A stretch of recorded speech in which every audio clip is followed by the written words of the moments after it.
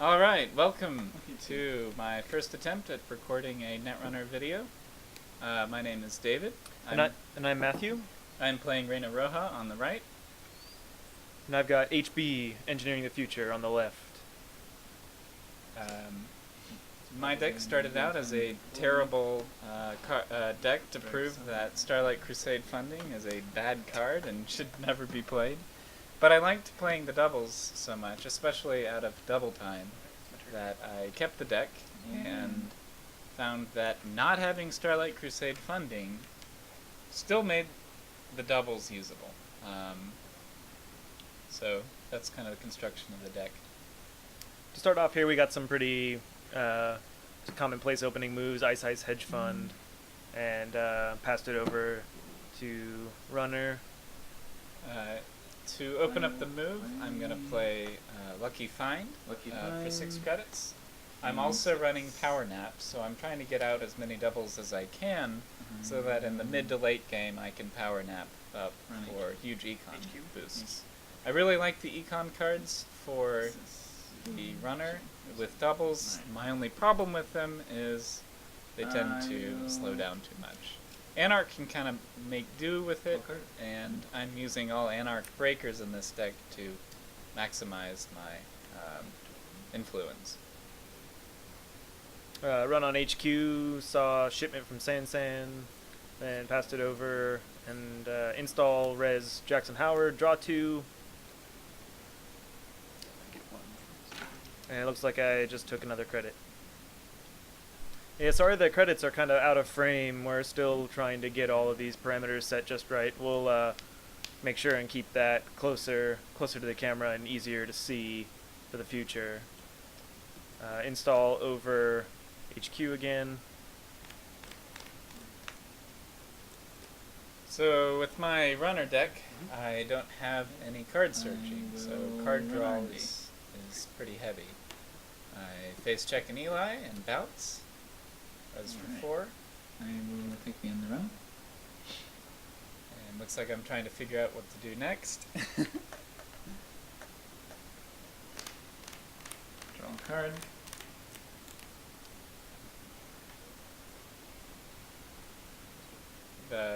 I'm using Reina as opposed to Noise or Wizard because with the Breaker Suite and Morning Star in particular, I find that I can't really afford to run more than once a turn, and Reina helps slow down the corp a bit to the pace that I would like to be at.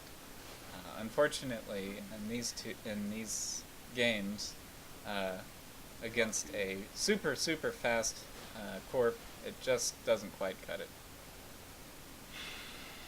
There's a mandatory draw, and then draw 2 off Jackson.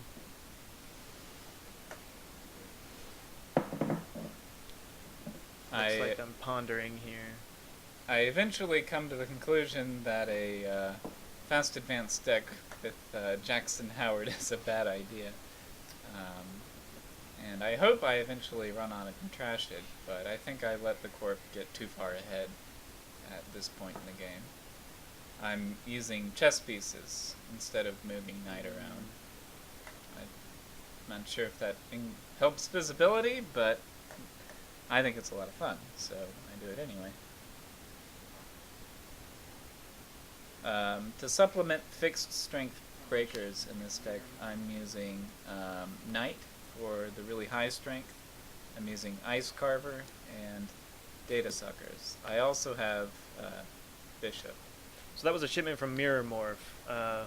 It's a card I really like in HB. Just collapses a bunch of installs into one action. You can change the board state quite a bit if you time it right. In this case, the new remote with 2 ice on it sort of demands a response from the runner, and if he doesn't, then he's gonna let me either score an agenda or res an econ asset or whatever happens to be stored down in there.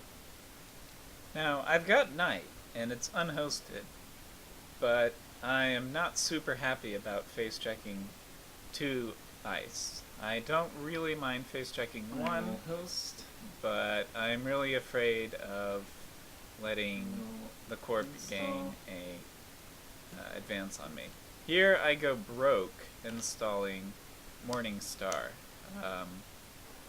That the install in the host takes 3 clicks, so I'm trying to figure out if I can run on my 4th click with no money, and I'm definitely not going to be able to make it. Well, Queen's Gambit. So I think I just cheated there. I played Queen's Gambit. Oh, 5th yeah. click. Whoops. Whoops. 5 clicks. All It's right. okay because it just let me score my agenda. Yeah, so I... So Queen's Gambit. No, that was host install Queen's Gambit. That was 4 clicks. Trigger it. Be a man. Oh yeah, true. Unfortunately, I advanced 3 times on a 3-2. I think it was... It was a beta test, beta test. accelerated beta test. And I tried to urge HB to activate it. Unfortunately, it did not go my way with that. Yeah, I'm running kind of low ice density in this deck, and I was just worried that I would land a bunch of points in archives or just throw away valuable events in this case. With Jackson Howard on the table, you'd think you'd take the risk. All right, so I must be feeling pretty comfortable here because I was willing to stow another card in that remote. So I can't remember at the moment if it was another agenda or if I'm moving over to Adonis campaign or something at this point. I guess we'll see. As runner, I'm looking pretty rough. I have really lost momentum here. I draw twice and install John Masanori to help my card draw a bit. And I think I'm going to run R&D because I can get in for 1 credit. I see the top card. I believe it was an ice. I leave it. And I gain a draw with John Masanori. All right, mandatory draw. Looks like I'm at 9 credits right now to the runner's 7.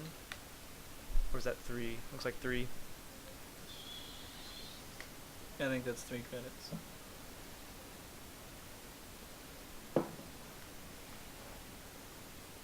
The really spooky thing about HB and all this unresed ice is that I don't know if I can get in for free or if I'm going to have to spend clicks multiple times.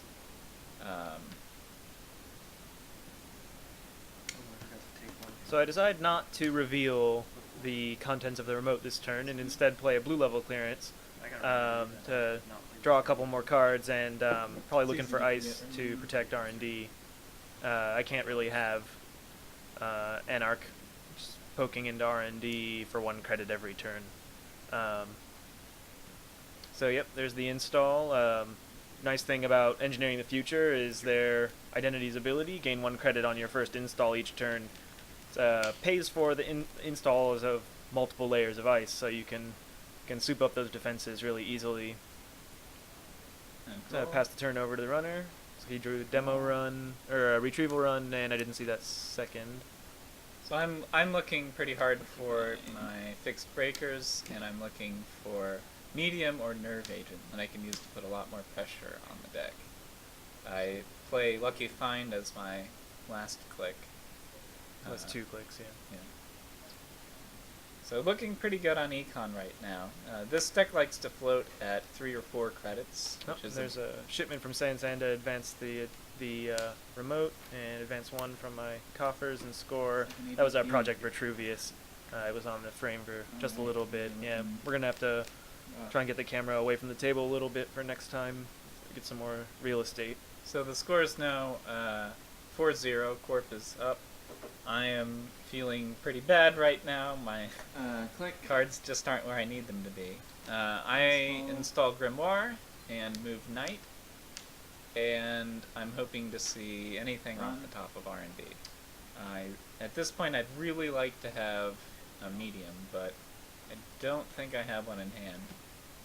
It's bad news.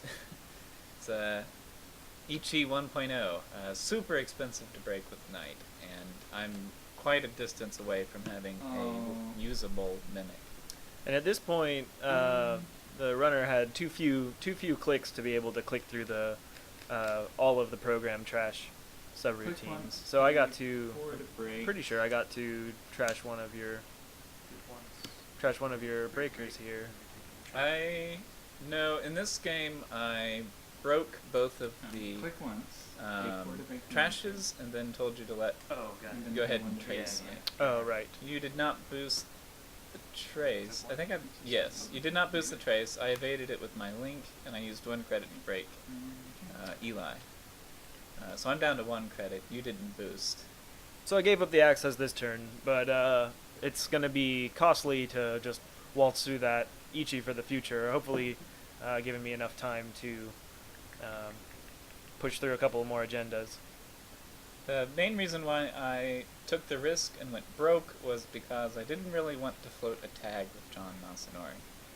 The real problem with installing John Masanori before the full breaker suite is open is that you really run the risk of gaining tags. So the Corp is playing Shipment for Mirror Morph. Looks like you installed 1 card in the remote, 1 card on the side. So that's a new and remote.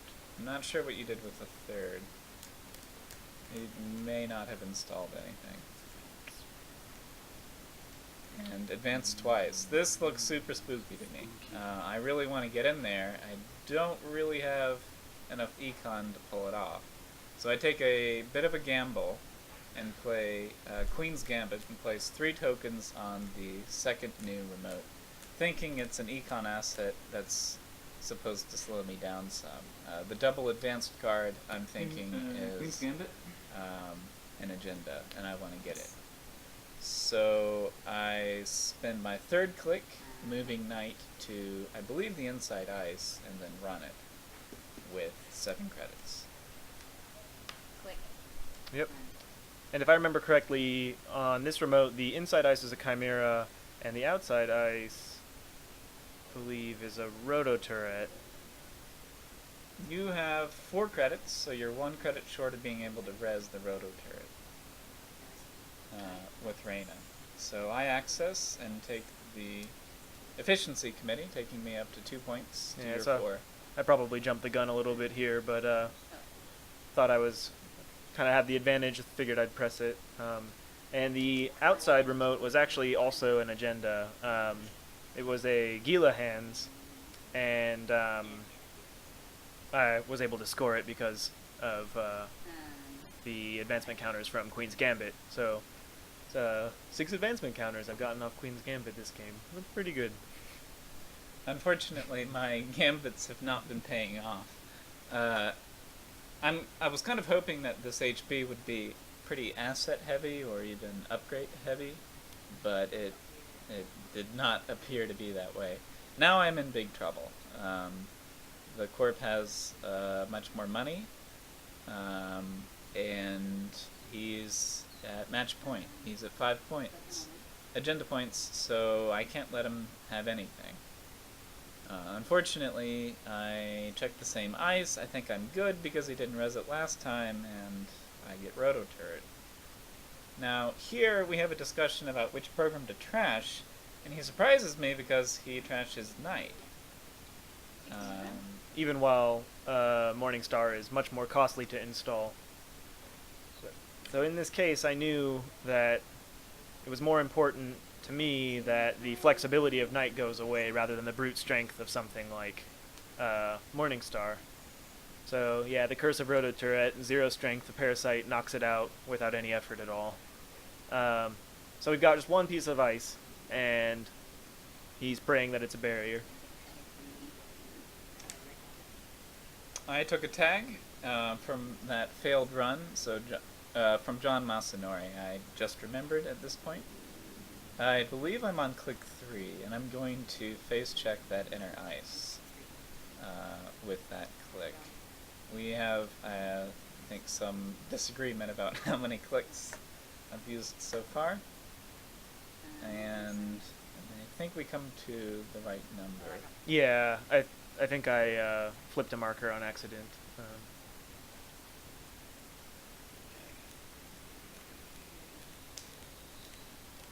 So I figure if he's at 3 credits, I'm going to face check anyway and hope that I can avoid him being able to score the next turn. If I can keep him under 3 credits, then I will be fine.